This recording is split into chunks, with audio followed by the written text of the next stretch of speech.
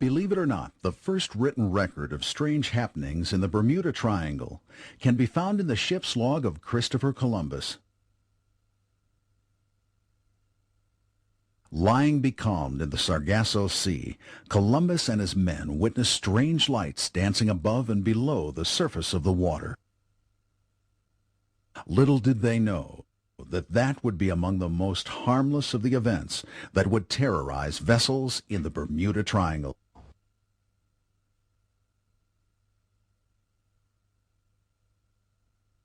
The Mary Celeste was found floating adrift on the open sea. The vessel seemed to be in perfect condition, but the passengers and crew had disappeared without a trace. What happened to the 20-ton barge that should have been on the other end of this line? Did Flight 19, 5 Grumman bombers, really get lost flying from Fort Lauderdale to Bermuda? Or is there something else at work in this troubled part of the Atlantic Ocean?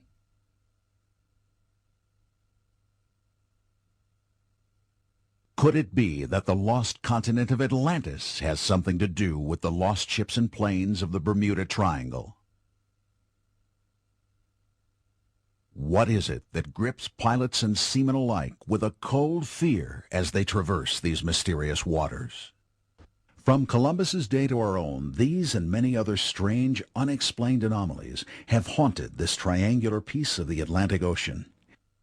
Is there some rational explanation? Can we unravel the secret of the Bermuda Society? Many people tend to dismiss the so-called mystery of the Bermuda Triangle in the same way they would a superstition or a fairy tale. But unlike harmless fairy tales, the strange happenings in the Bermuda Triangle often result in loss of life, not to mention the enormous property losses. Given the growing body of evidence that something sinister, something well beyond our understanding is going on there, it seems the better part of wisdom to try and discover the truth behind the so-called legends of the Bermuda Triangle. To many, the Bermuda Triangle is nothing more than the nickname given to an area of the mid-Atlantic, roughly cornered by Florida, Puerto Rico, and the island of Bermuda. But is there something more? Is this relatively small piece of the Atlantic in some way different from other parts of our planet's oceans? According to those who study the mysteries of the Bermuda Triangle, there have been over 1,000 vanishings of everything from huge naval vessels to private boats, from small planes to commercial airliners since 1945 alone. And of course, not only the craft disappear forever, but all the people on board them as well. I think the most spectacular mystery about the Devil's Triangle is probably one of the ones that's more played down than any other, and that's the disappearance of the Navy ship USS Cyclops. This was a 500-foot, 19,000-ton coaling ship, and this took place during World War I. Back then they had coal ships instead of tankers because most of the ships operated on coal. Well, this ship put to sea from Barbados in the British West Indies bound for Norfolk, Virginia. It was never seen again. The ship and the 300 officers and men disappeared without a trace. Some claim that violent weather in the region is responsible, that sudden squalls have downed aircraft and sailing ships alike, sending them in moments to the bottom of the sea. Others, however, suggest a far more sinister force is at work. From the old Spanish Admiralty records that Columbus wrote, we learn that he was the first to record the strange and frightening images in the night sky over what we now call the Sargasso Sea.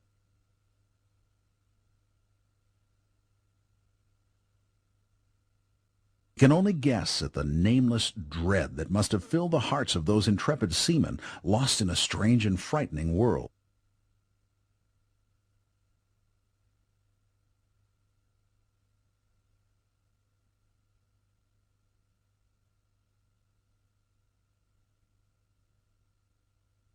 But from his log and reports, we know that the Columbus expedition encountered the same mysterious phenomena in the Bermuda Triangle that continues to haunt us even at the dawn of the 21st century. Columbus also recorded that the island natives, like the Caribs and the Arawaks of Puerto Rico, were long familiar with strange occurrences in this part of the world, Their legends contain many stories of sky gods and green fireboats that could fly in the sky or under the water. These natives wouldn't think of identifying these strange occurrences as unidentified flying objects, but modern observers have difficulty calling them anything else. I myself have only had one experience on the Devil's Triangle, and that was in the southeastern Bahamas when I saw, or thought I saw, a lighthouse that wasn't there. Aside from that, I have not experienced anything unusual. But I've known people who've seen what they refer to as UFOs, green glows coming out of the sky and crashing into the water and disappearing down into the depths. And they referred to them as UFOs, and I guess that's what they were, UFOs. UFO doesn't necessarily mean flying saucer. UFO is unidentified flying object, and that is exactly what they were, unidentified flying objects. We don't know what they were. I was sitting on the beach in Bimini one night when I looked towards Miami, Florida, and I saw a red light acting really erratic in the sky. So I took off my glasses and I cleaned them to see if there was anything on the lenses. There wasn't. So as far as I'm concerned, it was a UFO because I couldn't identify it. But as strange as this and other stories may be, they pale in comparison to the more terrifying aspect of the Bermuda Triangle, the history of strange disappearances, the list of ships reported lost, the stories of ghostly derelicts, and the accounts of aircraft seemingly snatched from the skies is staggering. And virtually every lost vessel represents an appalling loss of life. One of the most famous lost aircraft cases is that of Flight 19, 5 aircraft that vanished together shortly after World War II. It's also the story that gives us the first clues linking the Bermuda Triangle to some sort of time-space vortex. The Naval Air Station at Fort Lauderdale, Florida, was the scene of one of the most spectacular mysteries of the Bermuda Triangle. It began routinely enough on December 5th, 1945. An advanced training flight was scheduled for takeoff at 1400 hours. 5 pilots and 10 crew members were scheduled to go up. Ironically, their course was to be a simple triangle with an expected flight time of 2 hours. The flight leader was Lieutenant Charles Taylor, an experienced combat pilot with over 2,500 hours of flying time. Flight 19 had completed the first leg of the flight plan and turned north. Suddenly, all of the aircraft began experiencing problems with their instruments. This is Foxtrot 28, calling Foxtrot 36. My instruments have gone crazy. Some 40 miles away, Lieutenant Robert Cox, a training instructor, picked up their transmissions, but for some reason they couldn't hear him. Cox called the base station in Fort Lauderdale, and immediately emergency procedures went into effect.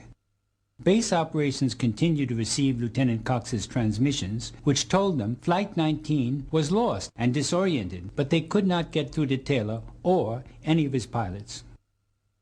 Ham radio operators up and down the coast were also tuned into the lost flight and monitored their frequency. Then, as night fell, one of them caught the last words to ever be heard from Flight 19. Don't come after us! They look like... What could have been going on that persuaded Lieutenant Taylor that any rescue attempt would be useless? Meanwhile, according to Berlitz, a huge search and rescue mission had already been launched. But then, the first plane to respond to the emergency, a giant Martin Mariner with a crew of 13, disappeared from radar.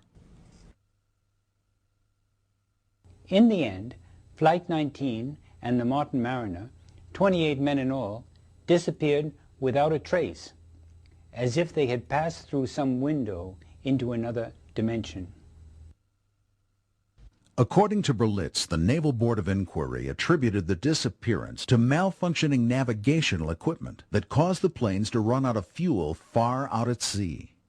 But is it really possible for this to have happened to all 6 planes simultaneously?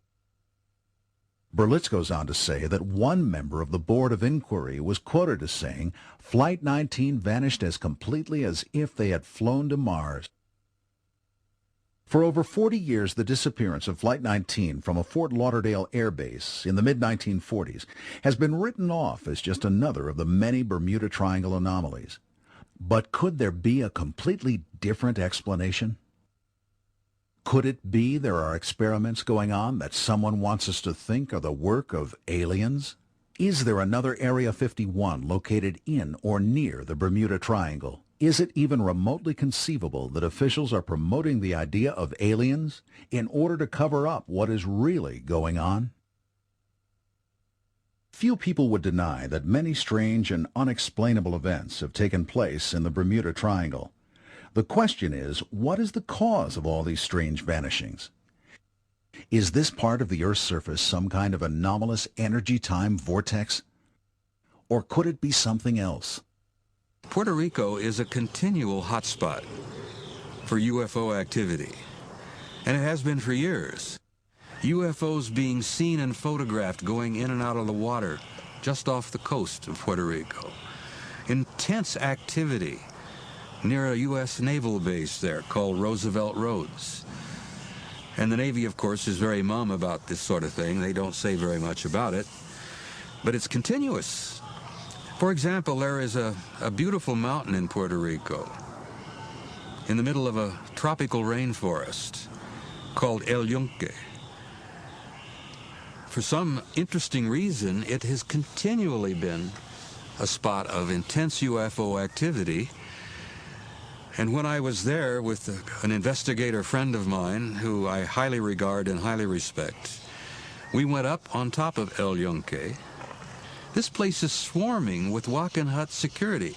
Now, it's interesting to note that Walkenhut Security is also the organization that provides the security at Groom Lake, Site 51, Dreamland, near Nellis Air Force Base in Nevada.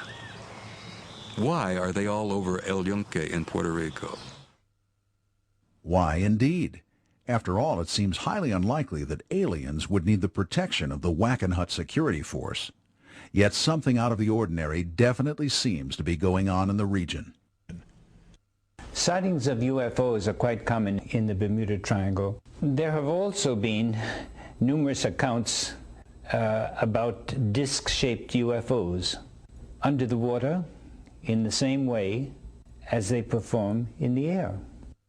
Richard Weiner, author of The Devil's Triangle, relates a case that seems to corroborate these underwater activities. In his book, he tells of a charter boat operator named John Carpenter and of his remarkable experience in the Bermuda Triangle. Carpenter apparently saw two craft exploring the water with some sort of projecting energy beam. Carpenter then saw exactly what so many others had reported seeing.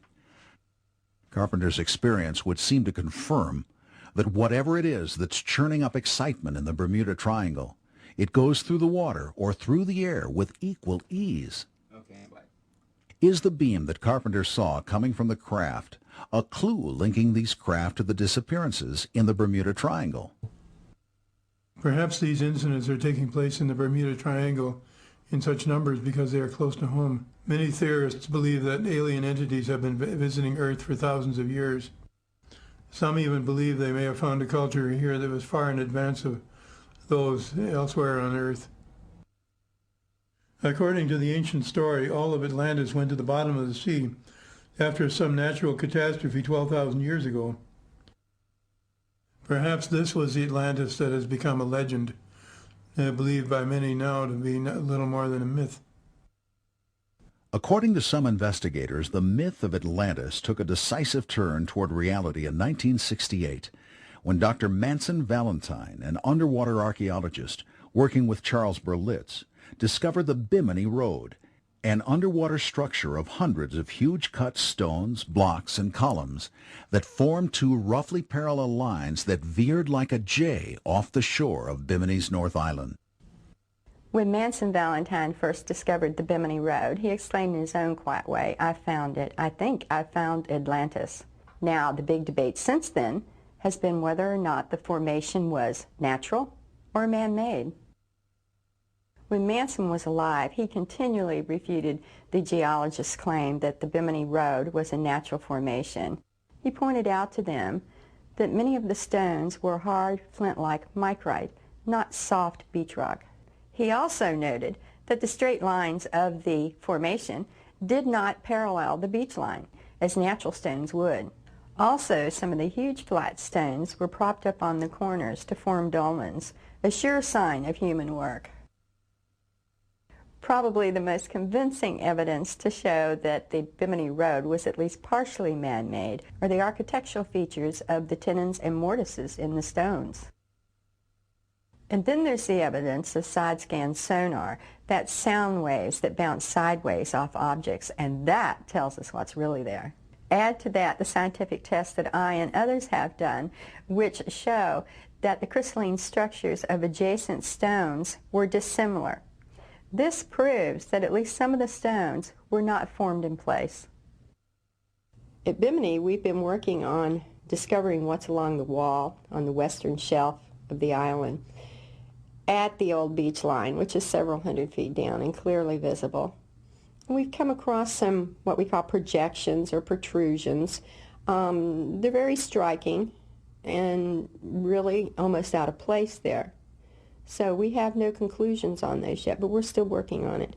We've also ran across some terraces, and this terracing is very reminiscent of ancient cultures. Now, we can't decide whether it's just natural erosion or whether these are agriculture terraces or living terraces, but they are terraces. The evidence that humans put the Bimini Road in place is impressive, and many researchers since Valentine have linked the Bimini Road to the legendary lost civilization of Atlantis. But what is there in the myth of Atlantis that can shed light on the mystery of the Bermuda Triangle? The Bermuda Triangle is sometimes linked to the lost continent of Atlantis because some theorists maintain that Atlantis existed in that area of the Bahamas. The whole Bermuda Triangle area is linked to electromagnetic vortices and to unusual underwater structures, such as the Bimini Road. It may be possible that a combination of these factors may be responsible for the periodic strange occurrences that happen in the Bermuda Triangle. What's more, only about 2% of the ocean floor has been mapped. Is it any wonder then that lost continents like Atlantis in the Atlantic or the lost land of Lemuria in the Pacific can go unproven and undiscovered for century after century? Does all of this bring us closer to an explanation for the mysterious disappearances in the Bermuda Triangle? Or are we just adding myth upon myth? Space windows that automatically open? The lost city of Atlantis? What should we believe? What can we believe? Before we come to any hard and fast conclusions, you should know there's more, much more to the Bermuda Triangle than has yet to be explained. It isn't just beams of light or beams of energy that punctuate this enigmatic puzzle. There's also some sort of fog or mist that seems to have a variety of peculiar effects on ships and planes. And no less an authority than Albert Einstein said the Bermuda Triangle could be a cosmic doorway leading to a different time and space continuum. The question is, who has the key to that door? Are we looking perhaps at a Bermuda Triangle stargate, a sort of interdimensional transit point? Is there a U.S. naval base in the Bahamas currently functioning as an underwater Area 51? Does this base employ top security measures that have nearly landed unsuspecting tourists in prison? Dr. Michael Preisinger, a German historian with a doctorate in history and sociology, never imagined or expected to have anything to contribute to the controversy of the Bermuda Triangle, a subject he once dismissed. But his own personal encounter with this unexplained phenomenon changed all of that. I'm also trained as a scuba diving instructor, and in 1995 my company sent me to the Bahamas to develop tourist programs for scuba divers. In the course of my work, I heard persistent reports of persons on boats who had experienced sudden deviations in their compass readings, which had put them off course. My curiosity as a historian got the better of me, and I decided to look for magnetic field anomalies in the places people had reported and bring back exact figures for those deviations. We found clear evidence of magnetic deviations at a majority of the half-dozen locations that I investigated. When I communicated these figures to a number of physicists around the world, every one of them said that such magnetic field anomalies could only be caused by briefly appearing micro-wormholes. Professor John Wheeler of Princeton University first gave the name wormholes to what he believes are transit tunnels between different dimensions of reality. According to Professor Wheeler, these wormholes may be only a gigafraction of a square inch in size, the number 1 preceded by 33 zeros, preceded by a decimal point. And he thinks these mini black holes are bits of virtual matter, that they only exist for a very limited time. In a joint radio interview with me in 1997, Dr. Grażyna Fazar, a highly respected physicist in Berlin, commented on my magnetic findings in the Bermuda Triangle. She said, "From a physicist's point of view, gates to hyperspace can be the only reasonable explanation for these mysterious deviation fields." These startling results led me to investigate, first with skepticism, but then with growing interest, some of the other mysterious Bermuda Triangle phenomena. Researchers have linked both compass deviations and the high incidence of UFO sightings in the area with stargates, or interdimensional transit points. But Dr. Preisinger's research got even more interesting when researchers told him that many of the anomalous sightings took place near the Atlantic Undersea Test and Evaluation Center, or AUTEC, an American naval base on the Bahamas island of Andros. Although the facility only covers 1 square mile on land, it actually comprises 1,670 square miles of the surrounding ocean.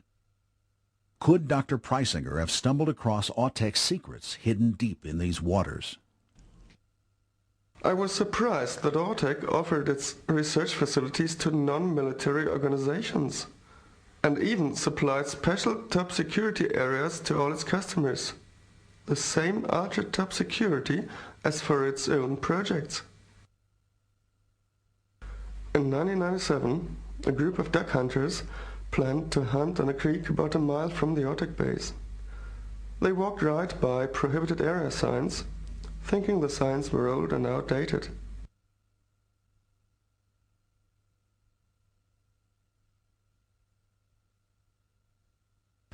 Suddenly, they were surrounded by camouflaged personnel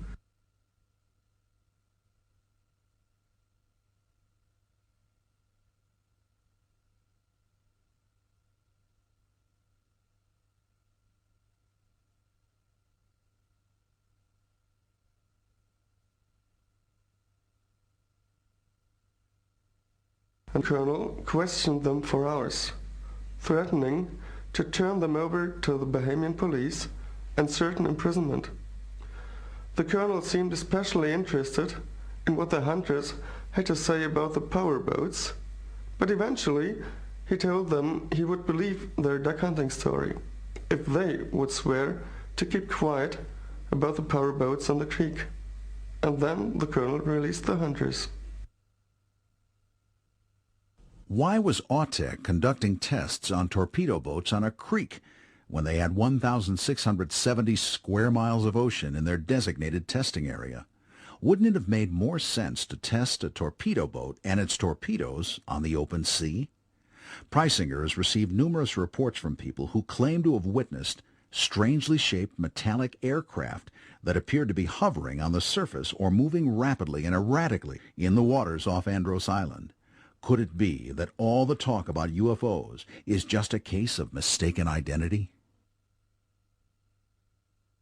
A Viennese businessman told me that once he was yachting off the coast of Andros, not far from AUTEC, and saw what he thought was a whale lying motionless at the surface. But with his binoculars he realized that it was really the upper part of a shiny, metallic, 150 feet long, cigar-shaped hull lying motionless on the water. As he approached within a nautical half-mile of the strange craft, it suddenly started to move with incredible speed along the surface of the water, leaving nearly no wake, and then it vanished underwater. Has a lone German scuba diver happened onto an underwater Area 51? Could AUTEC, like its alter ego, Area 51 in Nevada, be ground zero for governmental conspiracy and the suppression of extraterrestrial information? Or is the whole UFO idea just a cover for what's really going on? A Navy engineer came to AUTEC in 1985 to help improve the propulsion efficiency of nuclear-powered submarines. He was surprised to receive only a level 2 security classification. And he was also surprised when he was given ideas, materials and tools that he thought were way beyond the current knowledge of engineering science. But that worked extremely well for the project. As far as this engineer was concerned, the Navy had access to some sort of advanced technology that seemed to be far beyond the knowledge of the best engineers. The story soon took an unexpected and sinister turn. A level 2 mechanic became curious about all this talk. So one night he sneaked into the top-secret area. The next morning, exhausted from not sleeping all night, he told of seeing an alien ship inside the area and said that the Navy was cooperating with the aliens.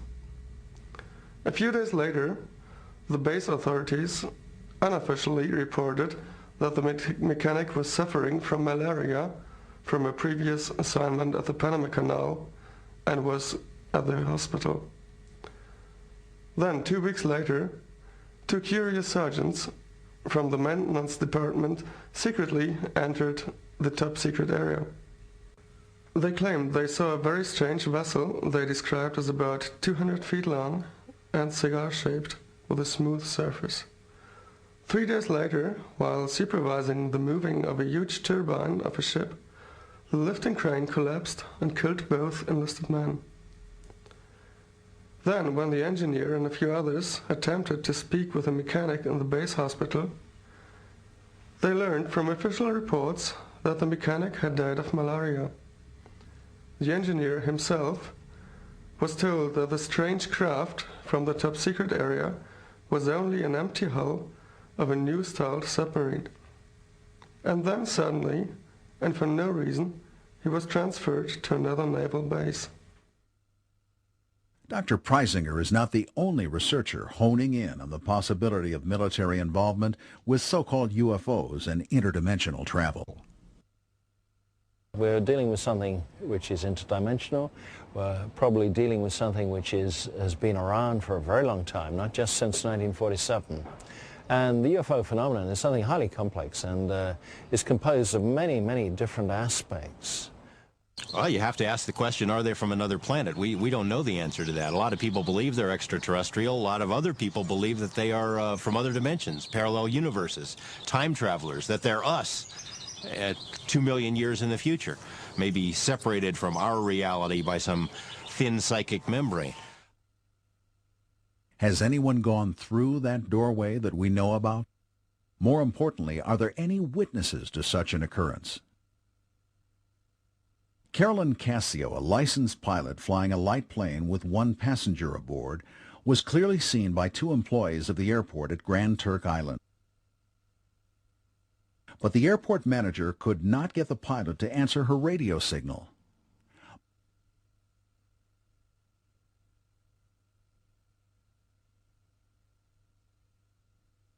Both the airport manager and an employee watched as the plane circled overhead, easily within their visual range. Time after time, the airport manager keyed the microphone.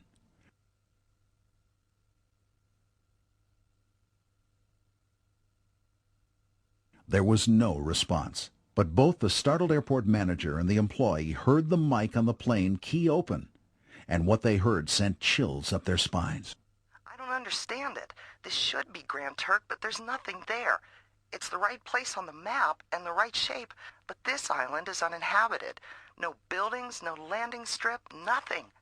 It has to be Grand Turk, but it's just not there. The airport manager and her employee could only watch helplessly as the totally confused pilot banked the aircraft and flew out of sight, never to be heard from again.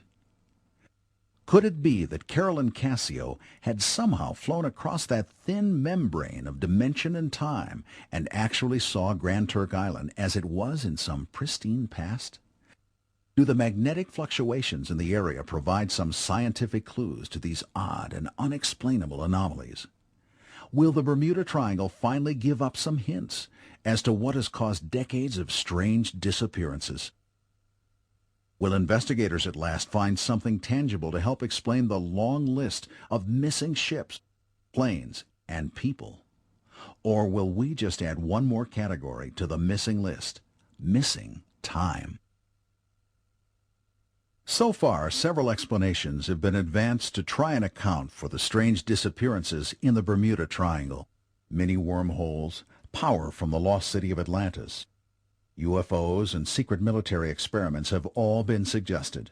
But none of these solutions account for the kind of frightening event experienced by Chuck Wakely. Chuck was a private pilot on a charter for Sunline Aviation in Miami.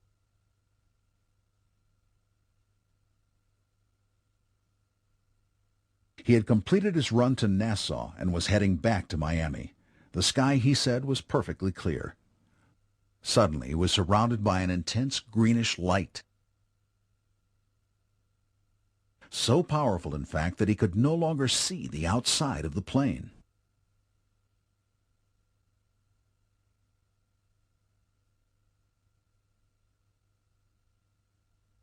My instruments started malfunctioning, so bad I thought they were going to bust apart. By then, the aircraft was glowing so intensely I couldn't see the horizon at all, or even the moon and the stars. Then, bingo, the glow was gone and everything was right normal again. Chuck Wakely is not the only pilot to encounter this murky haze. There have been others with even more bizarre implications.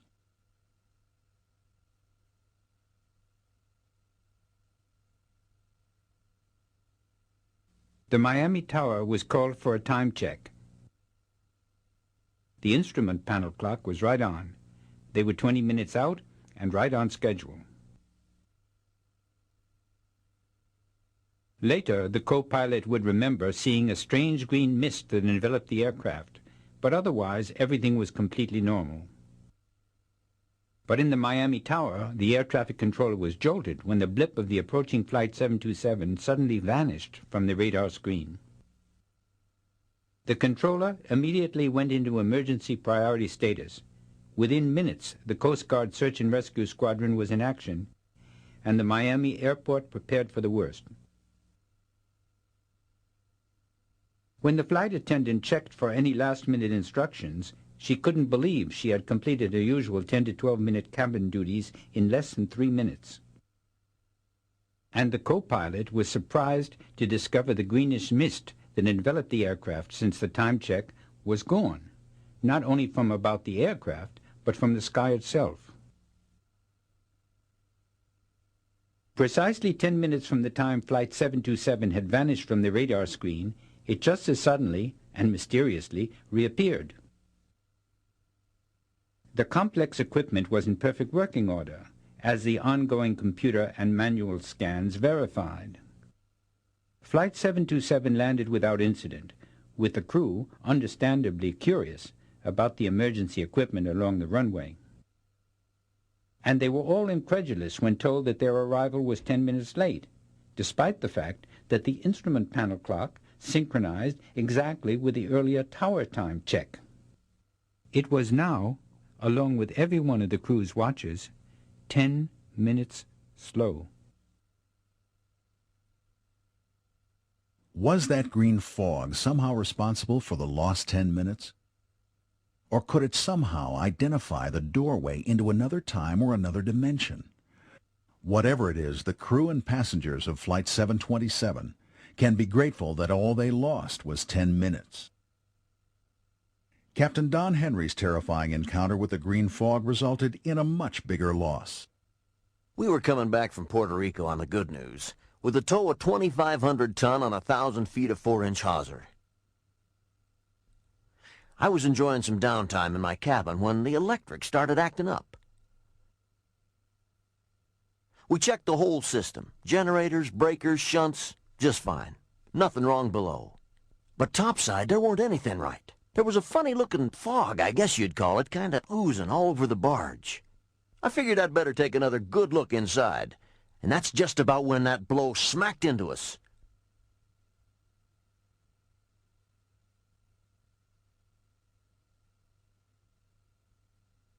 "25 years at sea, I never saw the likes of that squall. It come out of nowhere.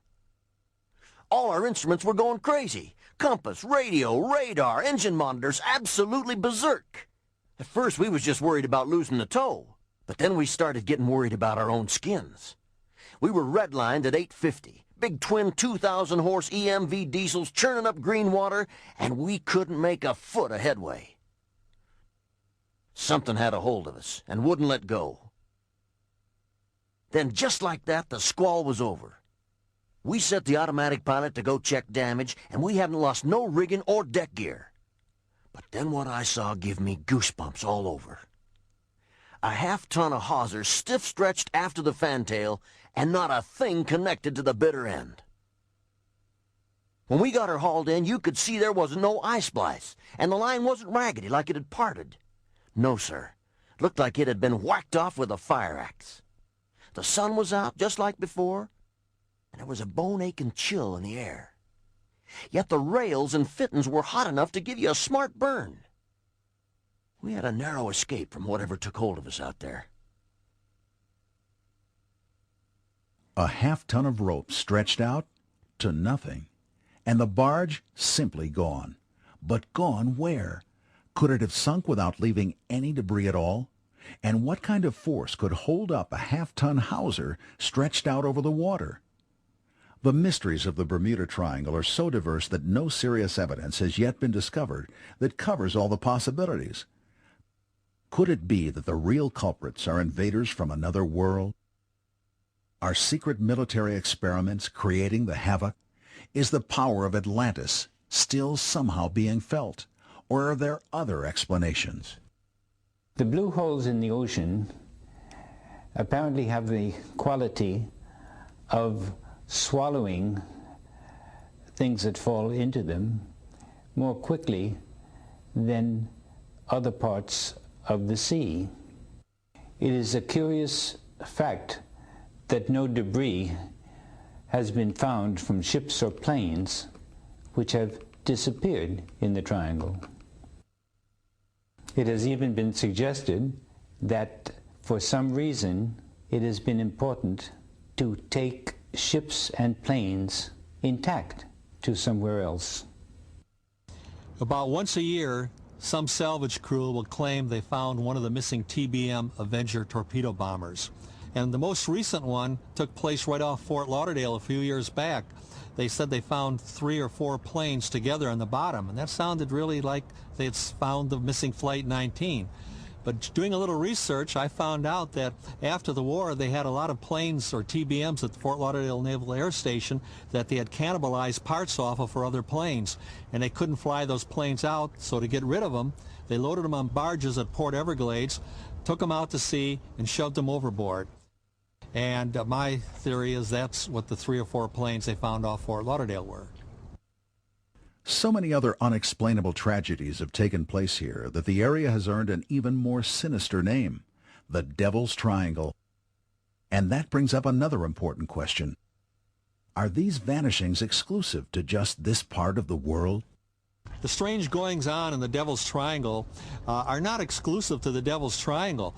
There's also an area off of the east coast of Japan called the Devil's Sea. And if you went in the center of the Devil's Triangle and you bored a hole through the center of the Earth, directly through the center of the core, you would come out in the center of the Devil's Sea. And the Devil's Sea and the Devil's Triangle are the only 2 places on Earth where the compass points to the true north, not the magnetic north. Manson Valentine connected UFOs and magnetic fields in a story about Admiral Richard Byrd, a person who he greatly admired. When Admiral Byrd flew over the icebound South Magnetic Pole, he saw what he described as a land in the sky. It was a green, well-watered, fertile, tree-studded country. Definitely not a mirage. Later that year, Admiral Byrd was flying over the North Magnetic Pole, describing a similar scene during a live radio broadcast to the nation.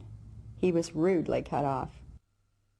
Manson believed that intense magnetic fields could open doors to other dimensions. So Admiral Byrd's land in the sky was a real and objective world where planes, ships, and even people could mysteriously disappear. But there are those who keep searching for an explanation. Perhaps someday some other intrepid explorer will stumble into Admiral Byrd's lost world. And while it doesn't seem very likely, even the military may one day be more forthcoming about their secret experiments. Serious scientists are still trying to come to grips with the unique magnetic fluctuations that suggest minuscule wormholes might somehow be to blame.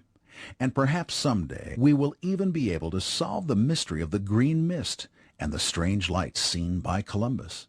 But until then, the solution to the terrifying phenomenon of the Bermuda Triangle remains shrouded in its own impenetrable fog.